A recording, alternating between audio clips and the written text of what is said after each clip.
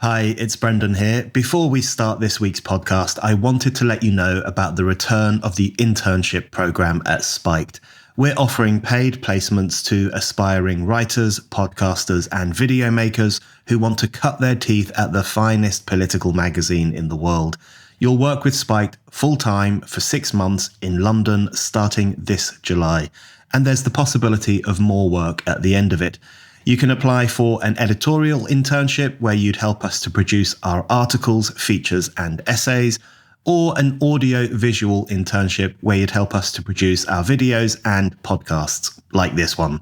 You have until Friday the 16th of June to send your application, so don't delay. To find out more and to apply, just go to spiked-online.com/interns.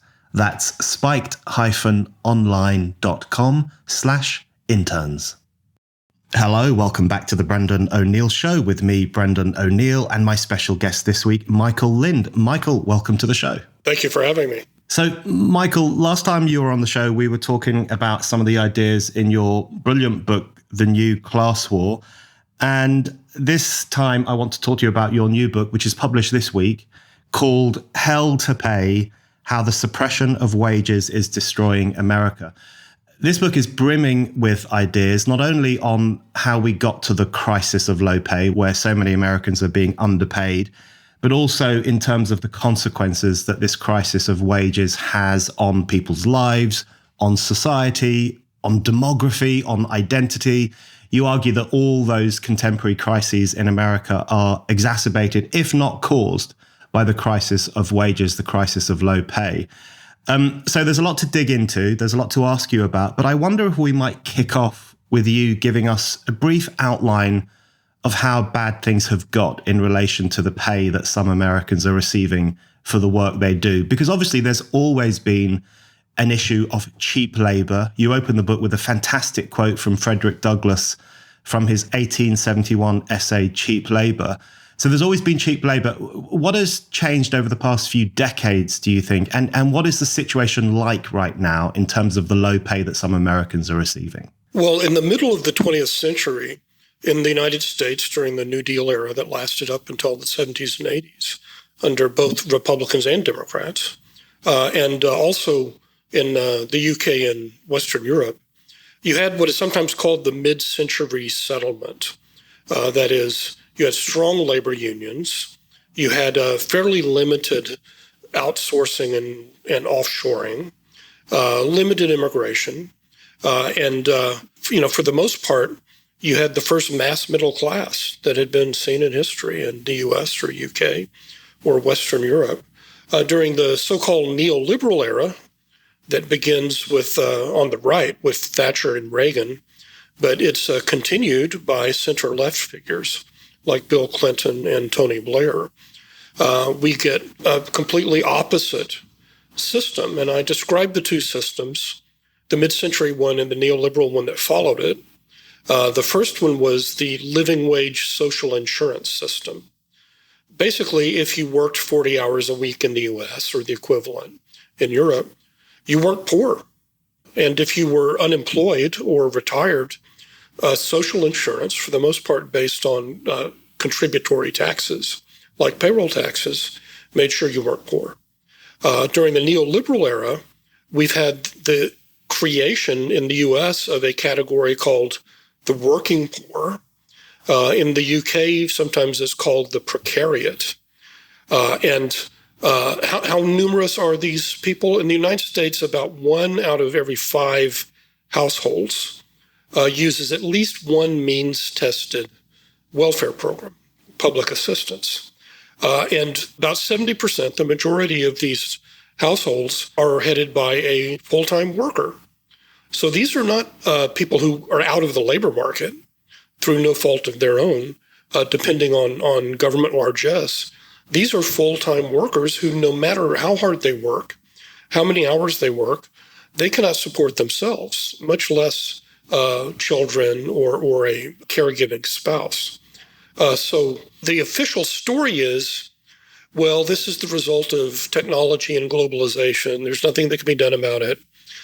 So what we'll do is will subsidize these low-wage full-time workers, either directly through cash, the Earned Income Tax Credit in the U.S., or through in-kind benefits, which in the U.S. are food stamps, housing. Housing is more important in Britain than in the U.S., public housing, council housing. So I call this new system, the neoliberal system, the low-wage, high welfare system. It's not high welfare in the sense that the welfare state is particularly generous. It's quite miserly in the United States. But it's high welfare because you have a fifth to a quarter of the population which gets its income from two sources. It's inadequate wages and then this package of welfare subsidies. Yeah. I mean, when you outline it like that, and you do so in the book as well, it is an extraordinary state of affairs where what could be done a few decades ago, which is that you could have a full-time job and expect not to be poor, expect to earn a wage that would allow you to live a fairly comfortable life, can no longer be done for many, many people. And you're right, there is a similar situation in the UK. We refer to them as the inwork poor, whose wages are topped up by the welfare state, which means, as you outline in relation to the US in your book, it means that the welfare state, the taxpayer, is essentially subsidizing big business by paying extra money because they're not paying their workforce enough. I want to get back onto that in a moment in relation to the welfare state and the role that it plays in some of the problems that you're talking about. But let's kick off again with what you refer to at the start of your book as the big lie, the big myth, which is this idea that you get paid what you're worth. And you have this really, I think, important paragraph early on in the book where you make the point that it seems commonsensical to many people that a hedge fund manager or a corporate exec would get paid literally as million times as much, in some cases, as a janitor or a woman who cleans the office at the end of the day. It's come to be treated as common sense that the differential between those wages would be so vast because the hedge fund manager at the top has competitive skills that the market wants to pay for, whereas the janitor at the bottom doesn't. So just untangle that for us in terms of why you think that's a lie, why you thought it was important to open your book with that observation about the mythical nature of that claim that we hear so often. Well, there are two theories of how wages are set. There's the academic neoclassical economics theory called a marginal revenue product theory. And there's the reality, which is the bargaining power theory. If you look at the classical liberals, Adam Smith and J.S. Mill and Alfred Marshall, and these were champions of free markets, but they took it for granted that wages were set by the relative bargaining power of workers and employers. And Mill and Marshall, who is thought of as very conservative, but Marshall, like Mill, supported labor unions in order to allow workers to get a better price for selling their labor. About 100 years ago, when classical economics gave way to neoclassical mathematical economics, this marginal revenue product theory was devised, much to the delight of employers a century ago. And it said that the market sets wages based on how much each individual worker contributes to the overall profits of the firm, which kind of sounds reasonable. But then if you start thinking about it, why shouldn't your pay be variable from day to day and hour to hour, depending on how productive you are, okay? So if you're tired in the afternoon, shouldn't your pay go down? And then if you're really busy, shouldn't it shoot up, right? Shouldn't we be wearing little bracelets monitoring how much we're contributing to the firm? And when you look at large firms in particular, it's just impossible to say how much the vice president for marketing contributes to the profits of, say, Boeing, the aircraft company, compared to an executive secretary.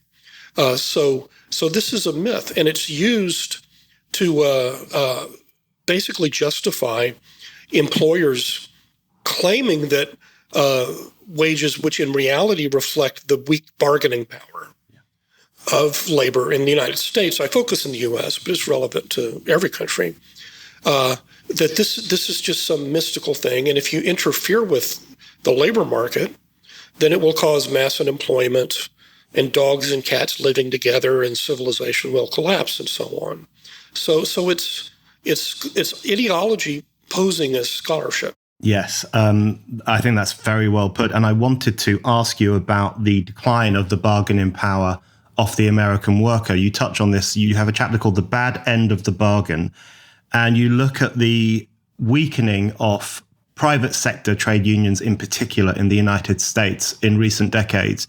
And some of the figures that you have here are extraordinary. You talk about how membership in private sector labor unions in the US declined from 35.7% in 1953 to 6.2% in 2019. So we have an extraordinary situation. You spell out very clearly that around 94% of American workers in the private sector are not unionized and do not have those protections that people might expect to have from ruthless bosses, from bad pay, from being forced to do work that they might not want to do. That's an extraordinary number of people who don't have those protections. Just outline for us how the end of that bargaining power plays out in the American workplace. What does it mean for the average non-unionized private sector worker in terms of what they have to accept when they go to work? Well, even though no more than a third of the American private sector workforce was unionized in the 1950s and 60s, it nevertheless helped out the non-union workers because if you had a non-union job, you could always threaten to quit and go to a unionized employer. And when it came to patterns of benefits, vacations, and so on, the non-union employers had to compete with the good benefits and good wages of the union employers. So now that we're at 6% and falling, the private sector union membership in the U.S. is lower than it was under Herbert Hoover before the Great Depression and the New Deal. So it's all but extinct in the private sector. And deunionization is one of the methods, it's the most important method that has been used to crush worker bargaining power because, let's face it, in neoclassical economic theory and in libertarian ideology, if you're a janitor and you're negotiating the terms of your contract with, Apple or Facebook, or you're not negotiating, it's take it or leave it. The janitor has no bargaining power. 50% of American workers in the private sector work for companies with more than 500 employees. So big business employment is the norm in the U.S. Individuals can't possibly negotiate wages and benefits with a 500-person employee company. So unless the workers are able to pool their bargaining power through collective bargaining in some form, and I'm very critical of the inherited system in the U.S., I'm not defending that. But unless you have some kind of collective bargaining power, then it's just take it or leave it from the employers.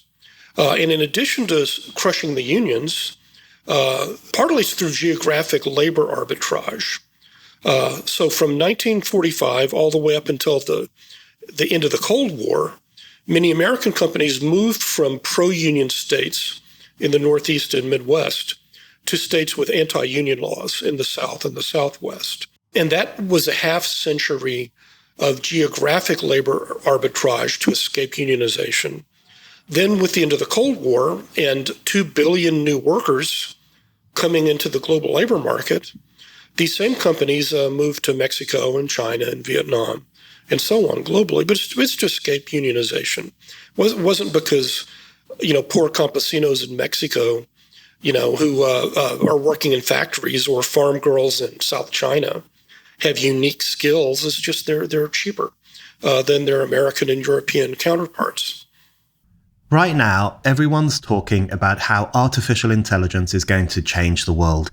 Big tech companies like Microsoft and Google are all investing heavily in AI for their search engines, and that means they'll have even more control over the information you can access. Their robots will be hard at work making sure you only see what the tech giants want you to see. The internet used to be like a public square. Anyone could post anything and you could find information from all kinds of different sources. But when a handful of companies have a monopoly over search results, how can you know what's accurate and what's not? That's why I use ExpressVPN to add a layer of protection between me and big tech. ExpressVPN is an app that hides my IP address across all my devices. That means it is way more difficult for big tech to identify who I am and to trace my activity back to me. And it's not even complicated to use. All I have to do is tap one button on my phone or my computer to turn it on. But ExpressVPN doesn't just protect me from big tech, it also encrypts 100% of my online traffic and keeps me safe from hackers and prying eyes. And the best part is that one ExpressVPN subscription covers up to 5 devices at the same time, so my friends and family can also keep their data private. So stop letting big tech leech on your data. Use my link right now and you can get 3 extra months of VPN for free. My link is expressvpn.com/Brendan.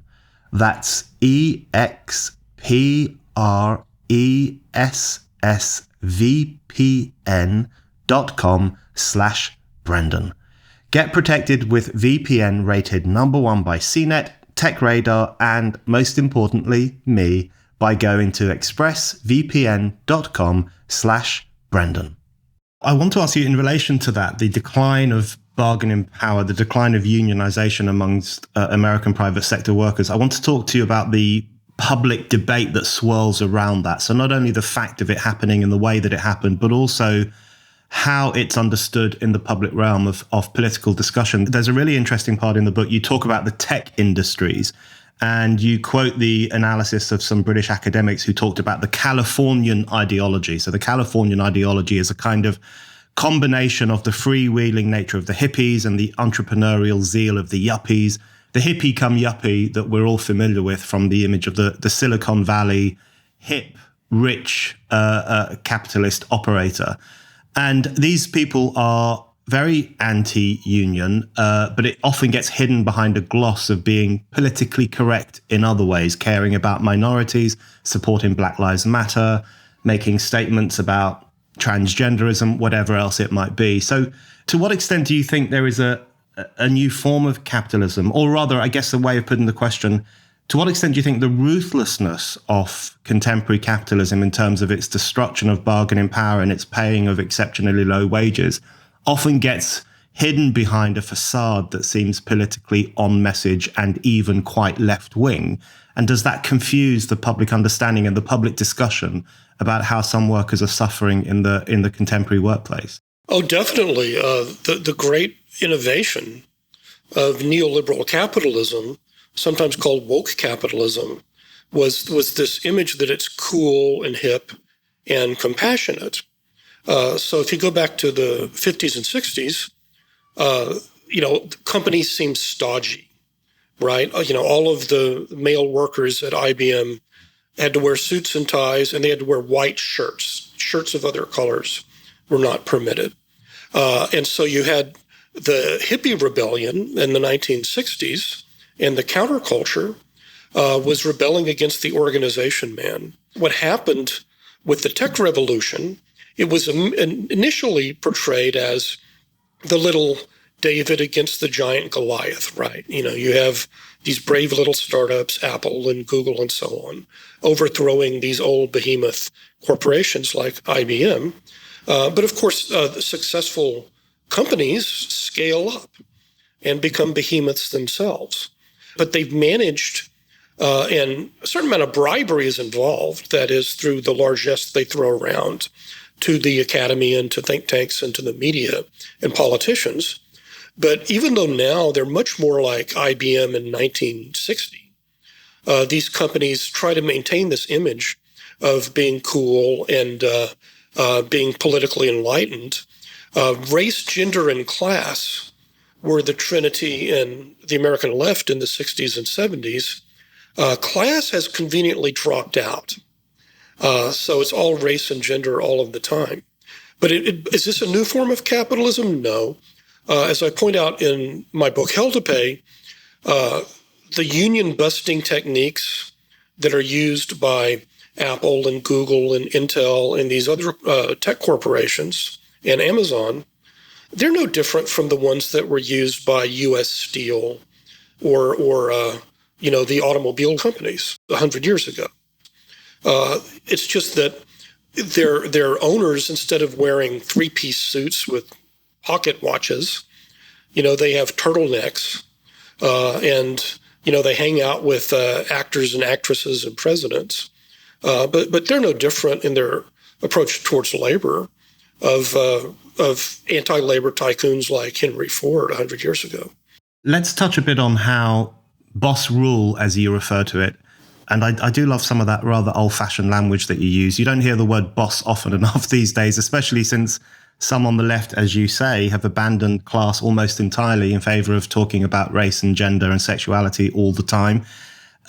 You write about boss rule, and you have this very interesting chapter, which I found actually quite shocking. There's some things in there that I think are quite specific to the United States, where the boss class is not even content with its wiping out of private sector unionization, so that we end up in a situation where 94% of private sector workers in the US are not unionized.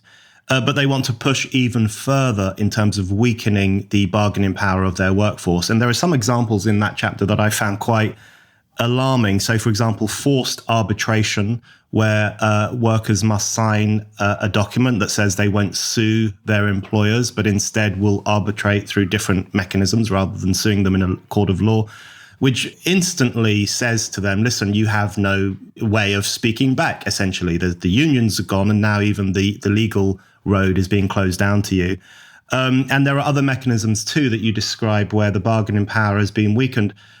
I think this will be shocking to a lot of British readers, because even though trade unions here have declined in a very interesting way, and I think the current flash strikes that we're seeing in the public sector with nurses and doctors and train drivers, I think they can sometimes disguise the reality of a withering trade union system and fewer days lost to strike compared with the 1970s.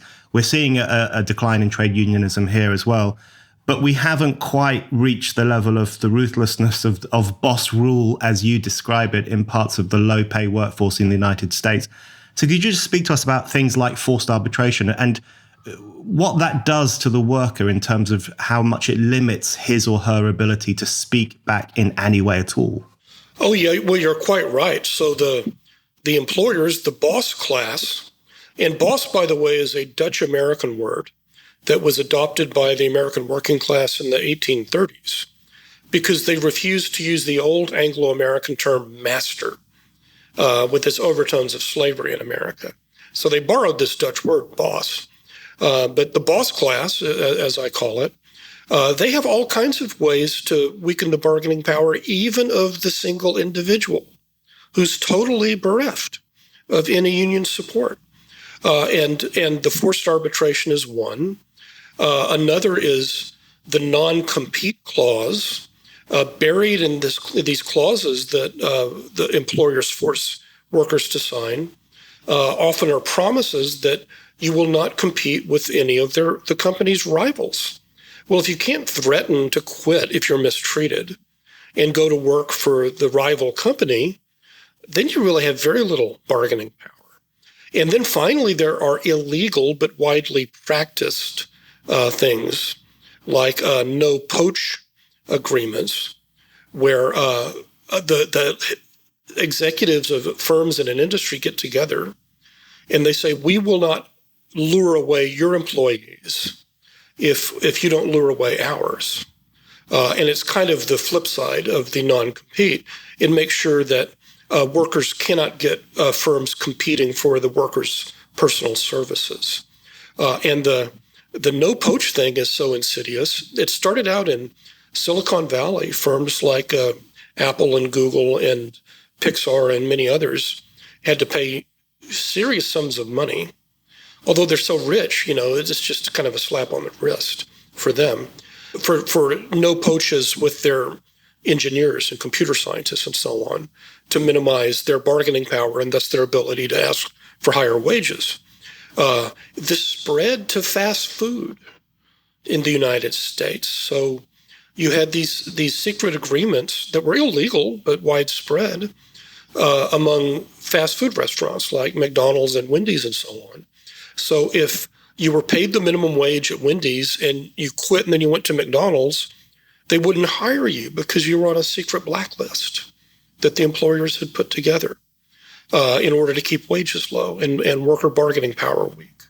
So it's an angry book. It's the angriest book I've ever written.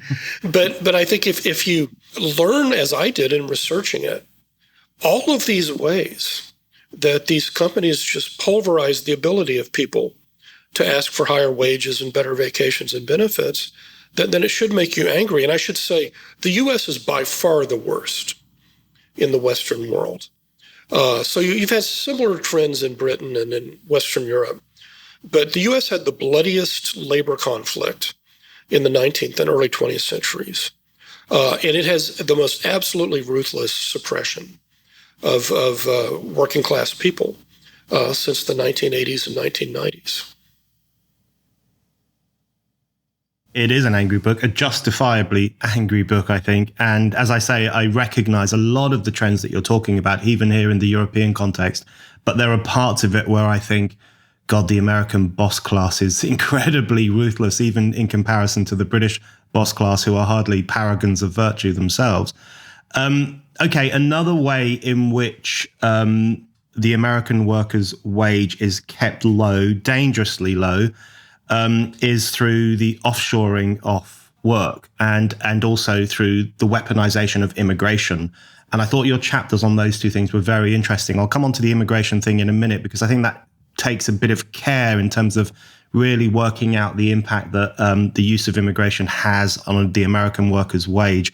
But firstly, on offshoring, you talk about the use of offshoring by corporations in the US, where they offshore work elsewhere as a means of crushing worker power at home. Just explain to us how that works. What is the motivation for offshoring? Do you think you've already touched upon the possibility that it's done in order to escape unionization and the pressures of unionization, or just to escape having to explain yourself to your American workers in the country in which you operate, and it's much easier to go overseas and exploit them instead? Is that the motivation, or is the motivation that things are just much more cheaply made in other parts of the world, or is it a combination of those two things, which means that more American companies are offshoring aspects of their work? Well, for the last 30 years, I've read both the New York Times and Washington Post and Financial Times op-ed pages in which we were told by these eminent establishment paragons that Americans lack the skills necessary to compete in the global economy. And that's why these companies are moving to China or Mexico or the Philippines or whatever. And Americans need to work harder and get more skills and education. At the same time, for the last 3 decades, I've read the business and financial press where they use the term labor arbitrage, where they say, of course, this is being driven by low wages, right? So the business press is quite honest about it. And when it comes to immigrant guest workers, a category of immigrant workers, like H-1Bs in the U.S. and there are various others, you get labor contractors.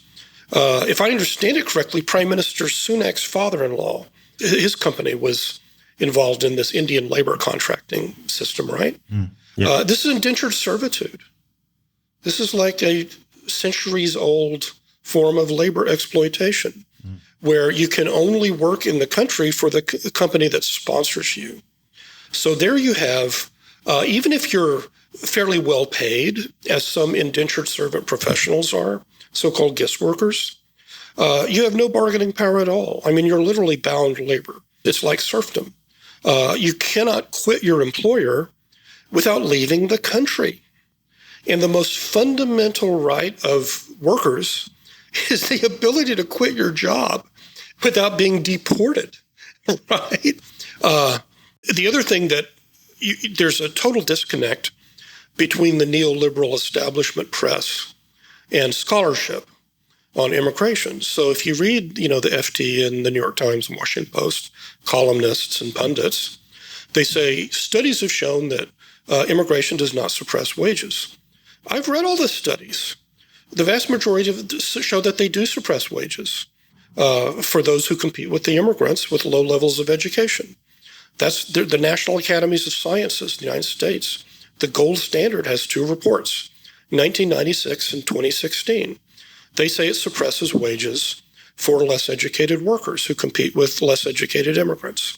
Now, they put a gloss on this by saying that, but it may be a wash in a couple of generations from now, assuming these low-wage workers catch up and their children. But that's actually what the reports say. Another story, at least in the U.S., I don't know about the U.K., is that Americans won't do a growing number of jobs, farm work, janitorial services, et cetera. Well, I've looked, I've read all that I could. I cannot find any case where citizen farm workers just threw down their tools one day and said, oh, enough of this. I'm quitting farm work, right? What you see is, beginning with the liberalization of immigration policy in the 1960s and 70s, and it was an inadvertent effect. It was not intended to greatly expand immigration, but you get both expanded legal and expanded illegal immigration. And then the employer lobbies against enforcing laws against illegal immigration while ratcheting up these other categories. So what you see is that occupations like janitorial services in Los Angeles was largely African Americans who belonged to unions. It was a very well-paying job up until the 70s and 80s and 90s.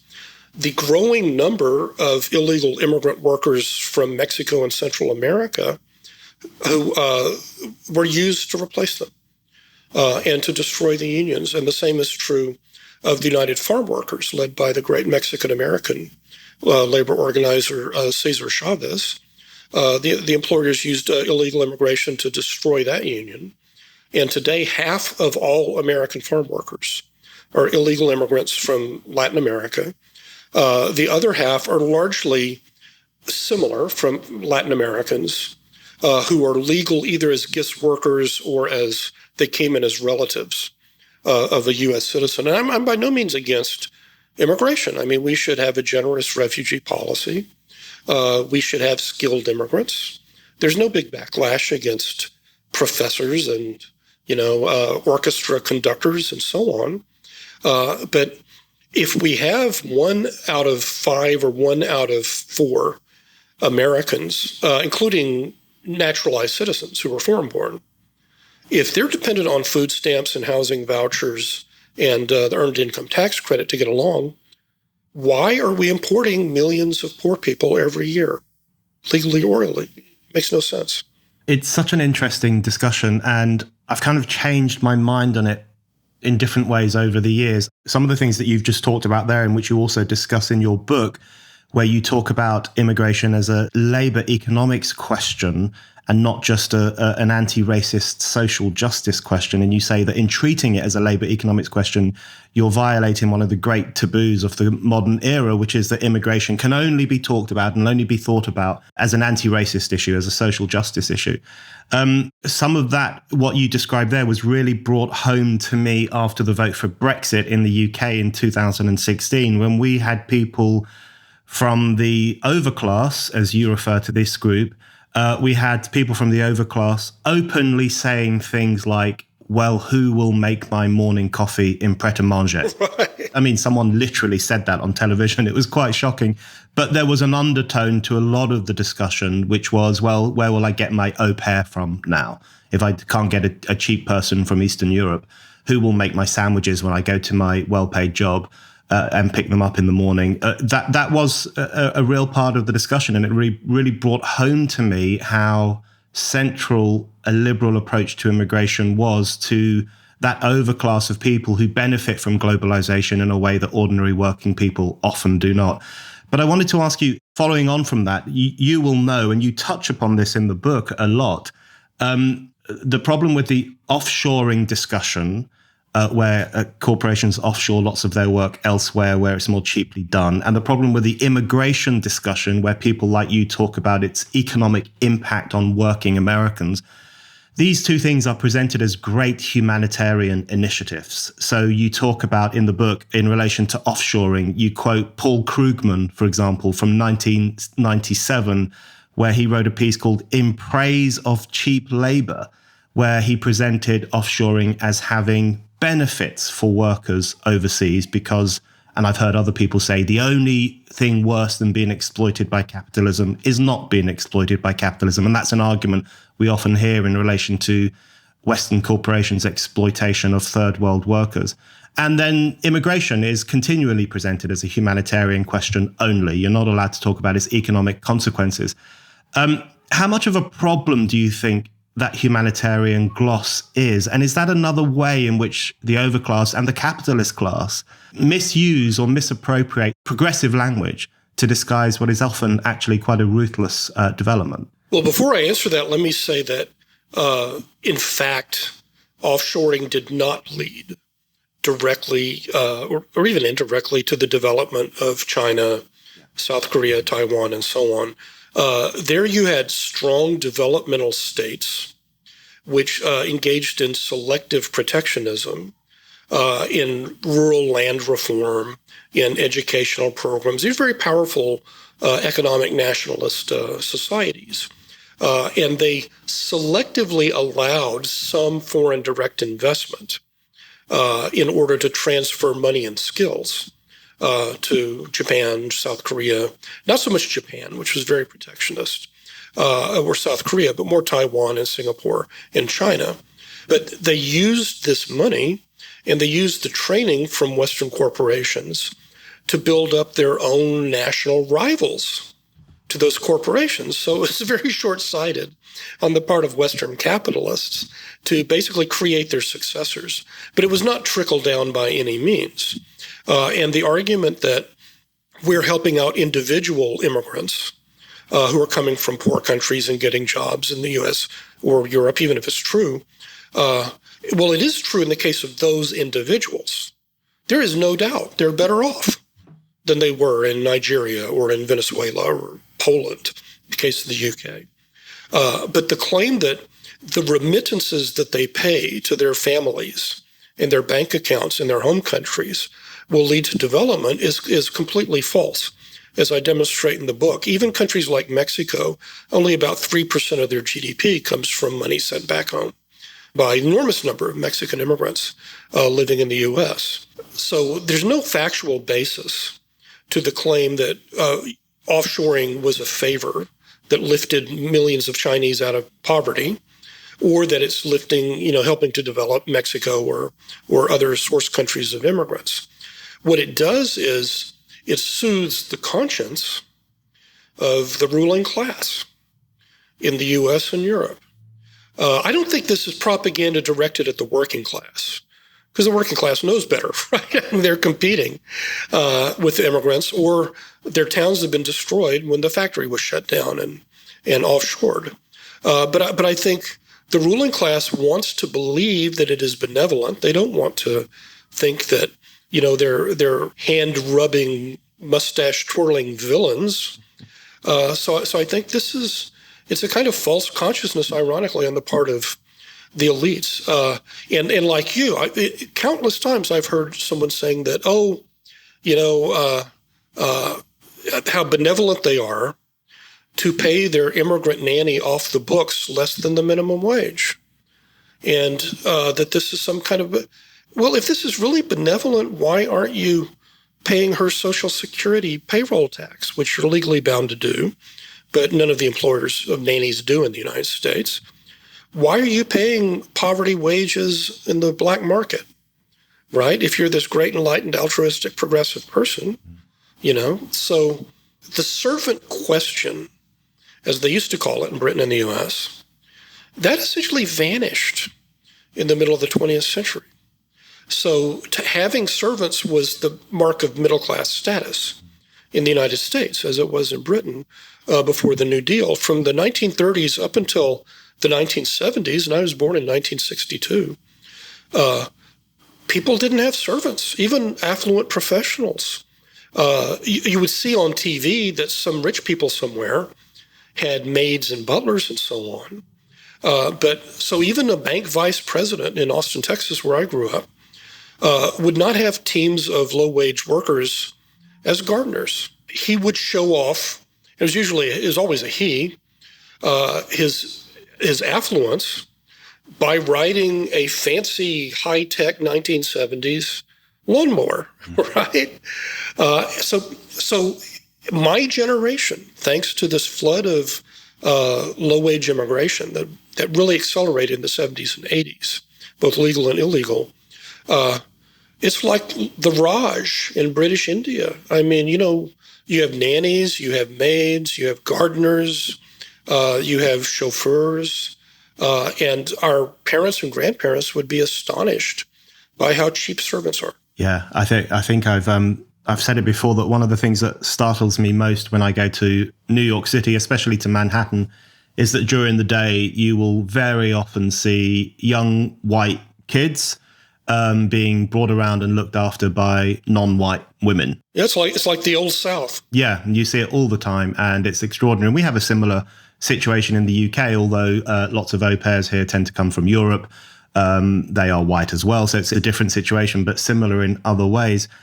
I want to talk to you about one more aspect of the low-wage problem before we then just look at some of the impact that the crisis of pay has on society more broadly.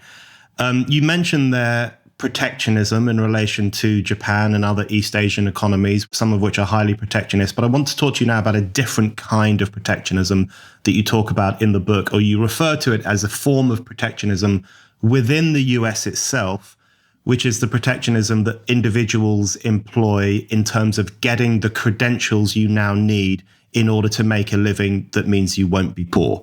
So you have a chapter on the credential arms race. And this is a situation where, as you've already described, it is very, very difficult in the contemporary market for working class people to have a full-time job and enjoy the kind of life they might have expected to enjoy 50 years ago.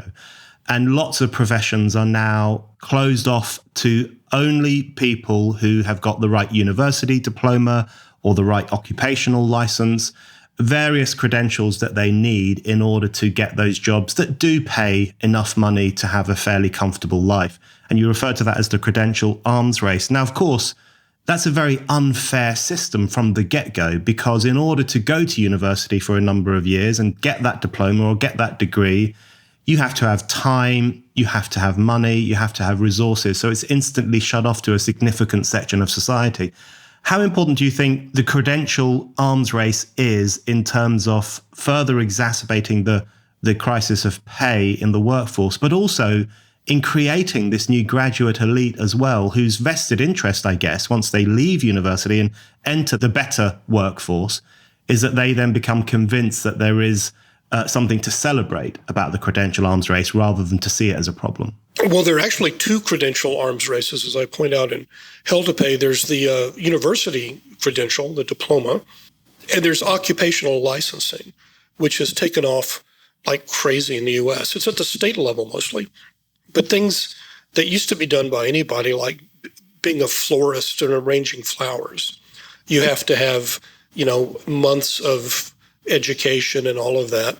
And these educational requirements, it's kind of like the debate about wages, the two theories of how wages are set. The official theory is that these are necessary to perform your job. The other theory is that these are used to create cartel-like professions and occupations by weeding out competition. And so you have a tight labor market for those who manage to pass the credential bar, and they do have more bargaining power. I mean, if you're a PhD or an MA, you have more bargaining power within particular professions than high school graduates do. The problem with it is, according to the Federal Reserve, about a third of Americans are working in jobs which do not require the diploma that they have. So the classic example is somebody with a bachelor's degree at 30 or 40 working at Starbucks. And so why is Starbucks preferring, I'm just using this as an example. I mean, I don't know if any Starbucks does this, but let's say the coffee shop will hire the graduate over the high school graduate, as we say in the U.S. Having a diploma shows that you show up, you're disciplined, you don't have behavioral problems. So it's just a screening device. But there have been studies that I cite in the book showing that employers now in the U.S. are saying that a college diploma is required for jobs, which are presently held by people with high school diplomas. So from the employer's point of view, it's a cheap screening device. From the graduate's point of view, or the licensed professional's point of view, it's a way to minimize the competition and boost your own income within a particular profession. And as we can discuss, it has all sorts of knock-on effects that are terribly destructive, both to people's personal lives, but also to society as a whole. Yeah, I'm going to come on to those effects in just 1 minute, but there's something else I wanted to ask you in relation to the American working class. It's a bit of a sweeping question, so take it as you want. But the welfare state, is the welfare state the friend of the American worker or the enemy of the American worker? And this is a question I tussle with here in the UK as well. In many ways, I think the development of the welfare state here in Britain was a positive development. It did protect people from the extreme harsh impacts of poverty and periods of unemployment, and prevented them from falling into hunger. And that's an important thing for a civilized society to do. But it's interesting, if you look at the history of the development of the welfare state in the UK, the people who bristled at the idea most tended to be working class people, tended to be even trade unions, because they were worried that it would be a sop to unemployed people and a way of society excusing its failure to provide full employment by instead handing out charity to unemployed people. So there's always been a tense relationship, I think, between the working classes and the welfare state. But you write in the book about how the welfare state can help working people, but it can also be used against them. It can be weaponized against them. And we do see that in relation to the willingness of the contemporary welfare state to top up the extraordinarily poor wages that some corporations are paying. That happens in the US, that happens in the UK as well, where people earn so little from these rich corporations that are employing them that the taxpayer has to come in and give them some extra cash. Are we now in a situation where the welfare state is a problem for working people? Does it need radical reform? What's your view on that? Well, as I argue in Hell to Pay, you can have a pro-worker or a pro-employer welfare state. In the middle of the 20th century, we had a pro-worker welfare state, and it was fairly small. So I'm using the term welfare to mean means-tested public assistance. So I'm excluding from welfare social insurance, that is universal programs like Social Security in the U.S. or Medicare that are paid for by workers out of payroll taxes. These are earned benefits. So welfare in this sense means essentially government charity. It's for people who have contributed nothing, but out of a sense of decency, society subsidizes them nonetheless, so they're not destitute. So the pro-worker ideal is a very small residual welfare state. It's not very big at all in terms of means-tested public assistance. Basically, if you work in the U.S. 40 hours a week, you should not be poor. You should not need any means-tested social programs. And social insurance takes care of the temporarily unemployed through unemployment insurance before you get your next job. It's all built around work, the living wage social insurance system. And then when you retire, you have this government guaranteed pension that you've contributed to your whole working career. We've moved into this new kind of welfarism, which, as we've discussed, is for the in-work poor, the working poor. And this is really a new development of the 1970s and 80s and 90s. And it's been embraced by progressives who see it, they don't care about work. They see it as a stepping stone to a universal basic income. They would be glad to dispense with the work requirement altogether. But it's also embraced by capitalists and managers, particularly in low-wage businesses, because it means the taxpayers are subsidizing their workers so they don't have to pay them a living wage. So it's a kind of unholy alliance of the redistribution is left and this really Victorian or Dickensian, low-wage sweatshop right. Have you signed up to Spike's daily newsletter yet? It's called Today on Spiked. Every day you'll get a roundup of all our content, plus some exclusive commentary from the Spiked team.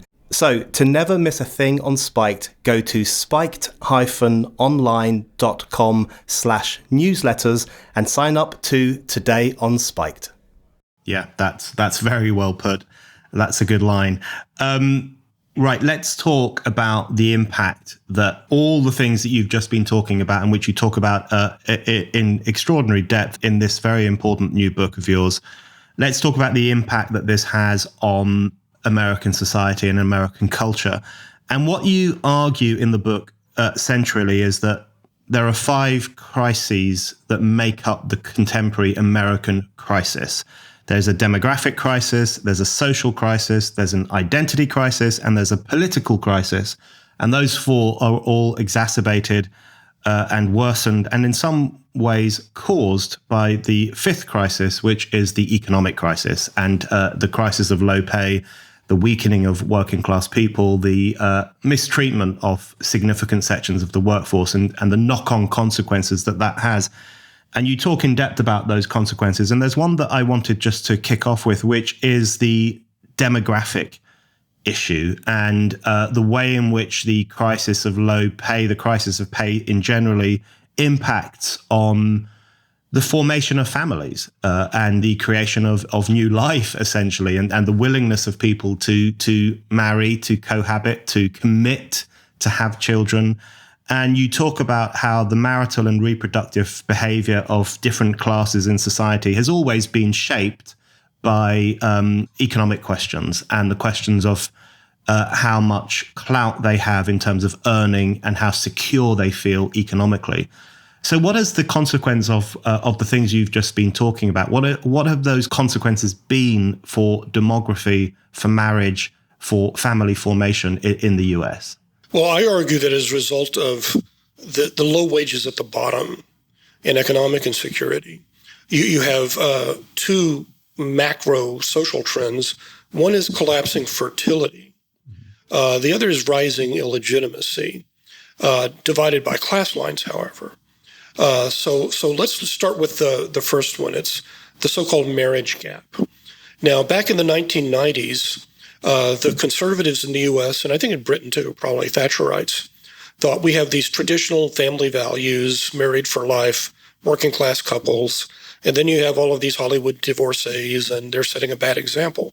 That's not true in the 2020s. In the 2020s in the U.S., the people who marry and stay married tend to be college-educated, highly paid professionals, but they tend to marry late in their 30s, after both the man and the woman have an advanced degree of some kind.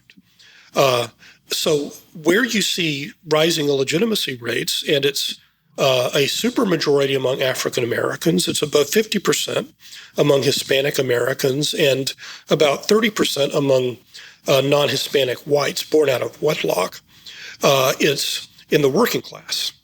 And so in some cases, you have what in the common law countries we used to call common law marriage, where you have a couple living together. They just, haven't been formally married.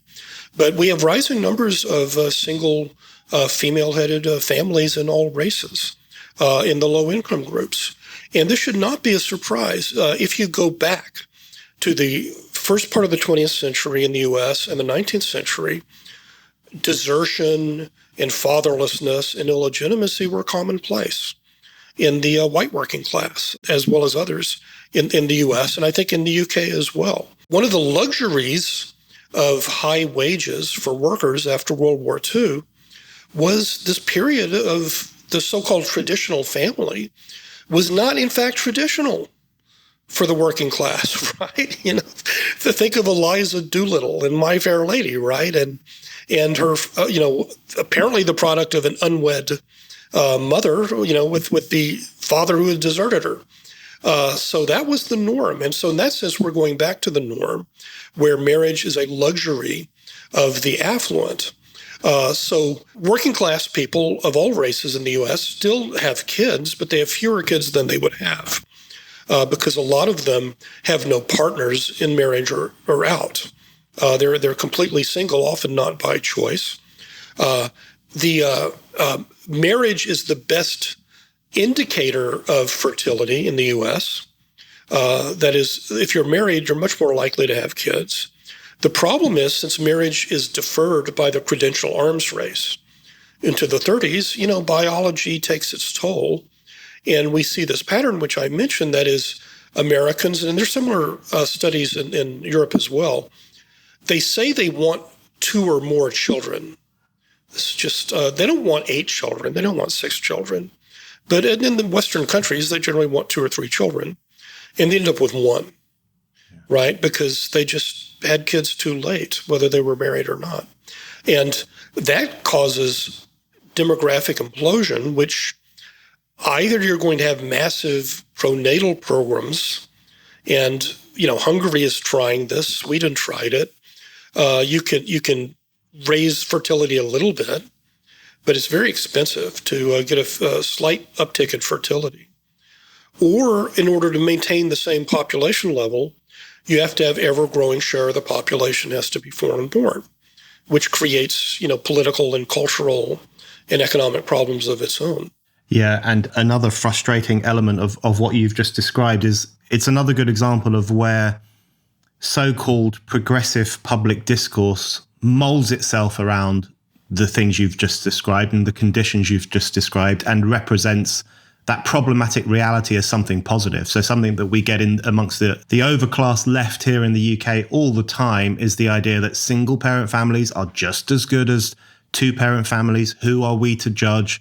This constant celebration of different forms of family life, overlooking the fact that kids who are brought up in a 2-parent household where there is a stable income are much more likely to flourish and do well and not fall into social disrepair than kids who grow up in a broken home. And that's overlooked. So I think that's an interesting theme of our times, where continually the devastating impact of contemporary capitalism is often repackaged by supposed progressive voices as something that's good for society and good for people, whereas, as you very well described, the opposite is often the case.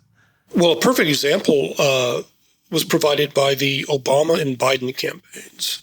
So the Obama campaign, I think it was the second campaign in 2012, they wanted to show all of the good things the welfare state did for Americans. So they created this fictitious person, Julia, who had a son, and it just showed all of the welfare benefits they got, throughout life, from free kindergarten to Social Security. And apparently Julia had no husband, who was the father of the little boy. And then this got a lot of backlash from conservatives. Nevertheless, the Biden campaign doubled down in 2020. And these were cartoon series. They showed pictures. So in this case, it was Linda and Leo, her son. And again, there was no husband, no grandparents, no siblings. So you've had 2 Democratic presidencies in a row treating the normative American as an apparently unwed single mother who survives with all kinds of goodies from the government. So back in the 70s, you had people like George Gilder arguing that the welfare state was becoming, in effect, the spouse of many American women with children. Yeah. And this just sounded like the most crazy reactionary thing. And here you have, Barack Obama and Joe Biden saying, yeah, she's married to Uncle Sam. And Uncle Sam is a good husband and a good dad to little Leo, and as well as to his wife, Linda, right? Yeah, it is dystopian. It is so worrying. And it is shocking that supposed progressive voices support that, both in the US and also similar developments here in the UK and in Europe. Okay, let's talk about the impact of the wage crisis, the low pay problem, in terms of the social crisis and the identity crisis. And you describe very well in the book, and I think this will make sense instinctively to lots of readers of your book, that in terms of the social crisis, it contributes to that sense of alienation that many people feel. If they don't have any bargaining power whatsoever in the workforce, they're not connected to a trade union. And that was very often the means through which people offered each other solidarity, felt like they were part of a community, felt that they were a strong person in themselves because they were connected with others. It was often through trade unions that people achieved that sense of feeling of belonging and a feeling of purpose in contemporary society. Even with all the crap that capitalism tended to throw at them, they still had that sense. You also talk about the decline in church attendance, the decline in other forms of social connection that people will be familiar with. And that is inevitably going to have a knock-on effect, isn't it, on society's sense of itself and individual sense that they belong to a society. Do you see that getting worse and worse, the enemy that you talk about in relation to the culture of atomization that has been unleashed by these problems you're talking about? Oh, the data shows it. So the younger generation of Americans has far fewer friends than the preceding generations did, and people that they can talk to and that they can trust. And the term anomie, I'm glad you used it. It was coined by Émile Durkheim, the French sociologist, to mean alienation or normlessness. Now, 2 data points. Durkheim was observing the broken down pre-union working class of France and Europe in the early industrial era. His solution for anomie, which is not widely known in the English-speaking world, was labor unions, was corporatism. He argued that unions could substitute for the village that many of these workers had left and prevent them from being all alone and helpless in the big city. Now, you flash forward a century to the end of the 20th century, early 21st, and Robert Putnam, the American sociologist, is famous for his book, Bowling Alone.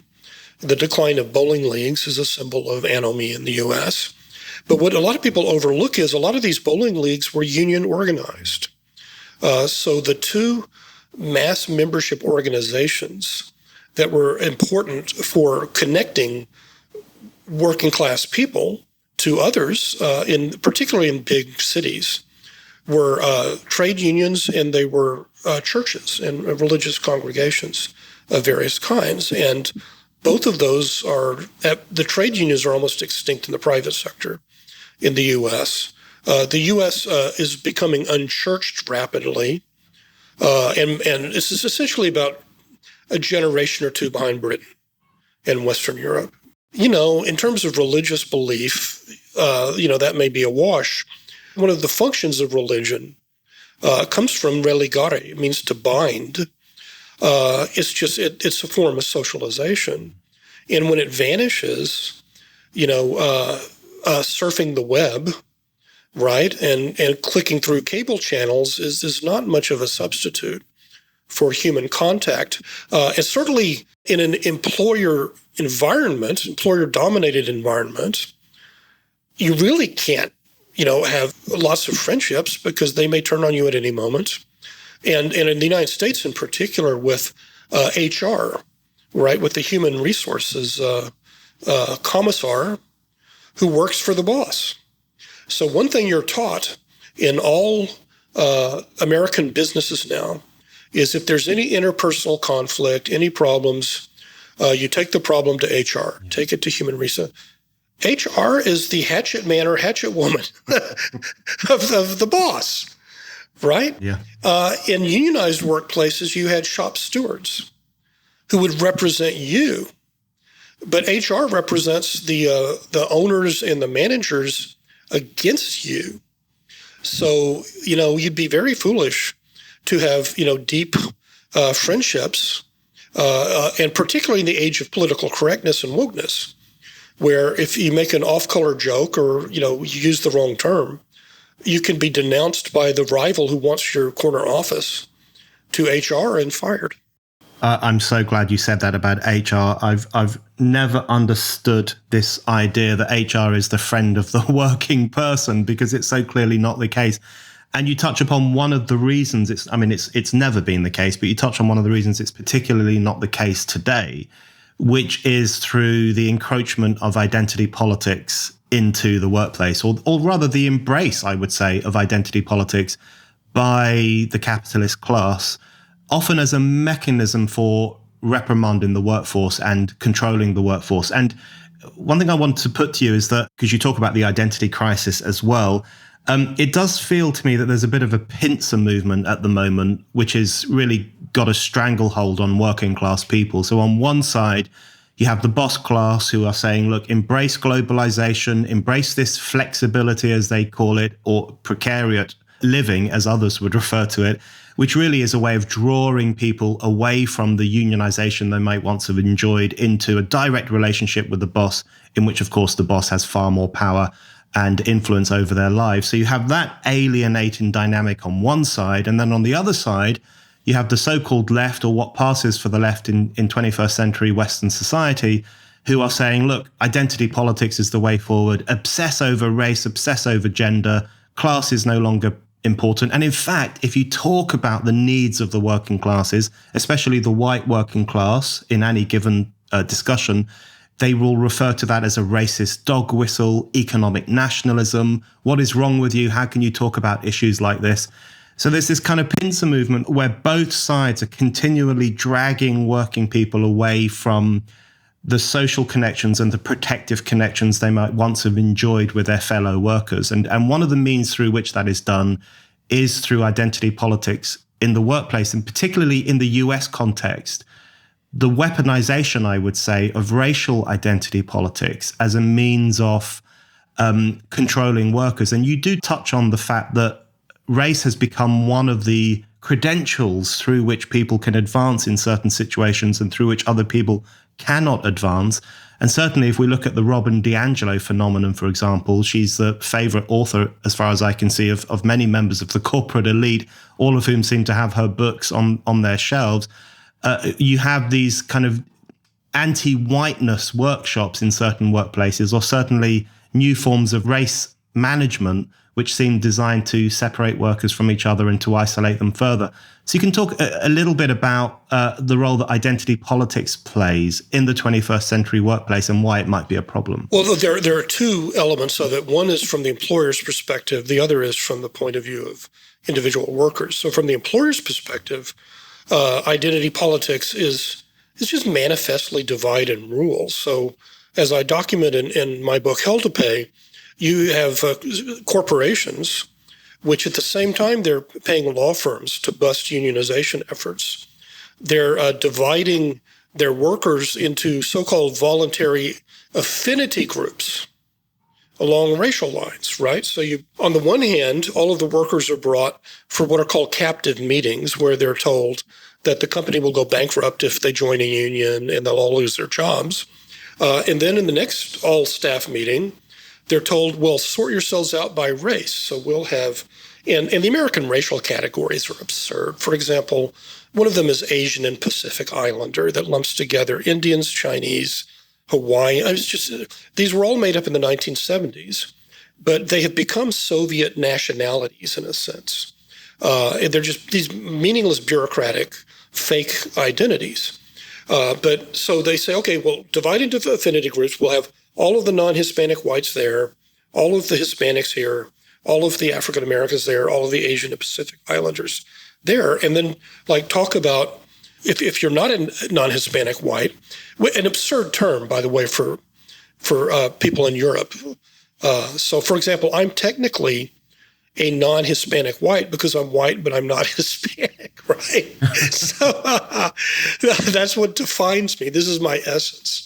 I'm not of Latin American descent. So that is just divide and rule. Now, from the individual worker's point of view, in the Soviet Union, the way to get it ahead was to turn your colleague or your boss into the Cheka or the NKVD, right? Or in some cases, it was to claim proletarian status in the Soviet Union. It's minority status in our quasi-Soviet overclass system. And so you see all of these cases of people like me, perfectly bland, non-Hispanic white Americans, who are constantly being unmasked. They claim they were Middle Eastern, or they were Hispanic, or they were Native American, or whatever. And these are professors, they're professionals, and they created this fake identity, and it worked. They were hired, they were promoted. They would not have been hired and promoted if not for masquerading as a member of a minority group. And the culture of denunciation, what we saw in the last decade at these major journalistic venues that were liberal in politics, like New York Magazine, which expelled Andrew Sullivan, like the New York Times, the younger staffers would denounce the 40, 50-something editor for being non-woke or politically incorrect, who was then fired. Well, what a great way to get a promotion, right? It's like Stalin's purges allowed Khrushchev's generation to move up the ladder, the career ladder. The credential arms race, I argue, and it's not a point original with me. Many people have made this point, including Peter Turchin, who talks about surplus elites. But it leads to identity credentials that you can deploy when you're trying to get hired or you're trying to do in your rival for the promotion. Yeah, absolutely. And it is just so obviously divisive and toxic and undermining of the great social gains that have been made over the past 50 years in relation to racial equality and racial peace. Okay, Michael, my final question for you is on what we can do about all of this. Now, I don't expect you to give a lecture on how to fix the problem of low pay in the United States or the weakening of the working class across the Western world. But what do you think is the most important thing for us to look out for in relation to this discussion, or to try to turn on its head? Towards the end of the book, you make a very interesting point where you say that people like you are often accused of being nostalgists. You want to turn the clock back to the 1950s or the 1940s, to the New Deal era and so on. And you make the point that actually in that period, things were better for working class people in some ways. They had more clout, they had more power, but they were bad for many other sections of society. In the United States context, obviously, Black people were excluded from many institutions and there was a high level of segregation still. So nostalgia is not the way forward, but you do make the point that some of the principles of that mid-20th century deal that was struck between working people and the rulers of society, some of those principles are worth holding on to, aren't they? So what should we hold on to as we move forward and try to redress the incredible unfairness and in some cases the savagery with which working class people are treated in contemporary society? Well, the nostalgia argument I find very amusing because it says, well, you have to choose.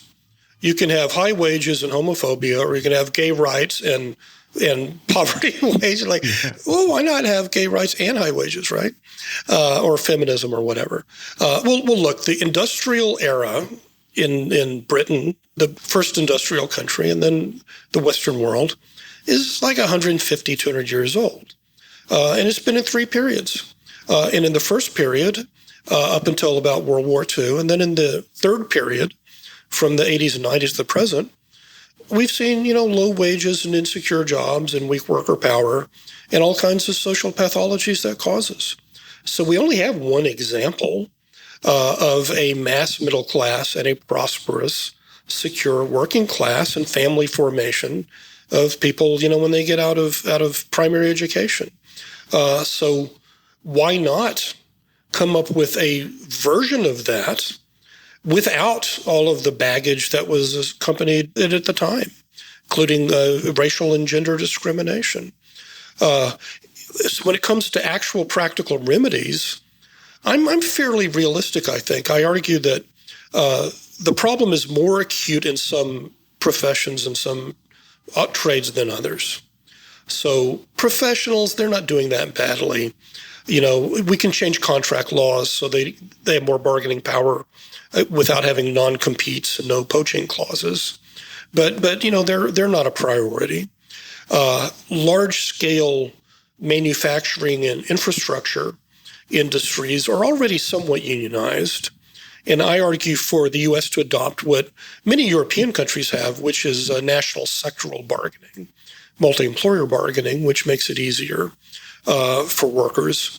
But they're not the priority either. The priority are this quarter or fifth of the American workforce, which cannot make ends meet week to week without government wage subsidies and without all kinds of in-kind benefits, which have to be applied for separately. It's truly nightmarish if you know working.